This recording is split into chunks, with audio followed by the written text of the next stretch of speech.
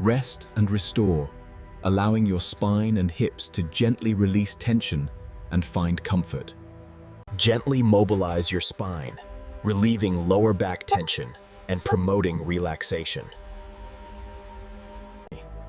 Release tension in your hips and inner thighs, promoting deep relaxation and flexibility. Lengthen your hip flexors, releasing tightness that can affect posture and lower back health. Deeply open your hips, releasing stored tension and improving overall lower body mobility. Lengthen your entire posterior chain, promoting flexibility from your calves to your lower back. Open your inner thighs and hamstrings, improving hip flexibility and reducing groin tightness.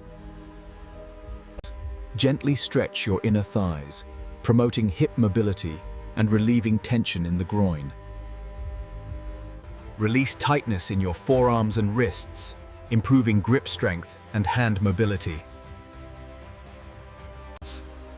Lengthen your wrist extensors, alleviating discomfort and enhancing wrist and finger dexterity.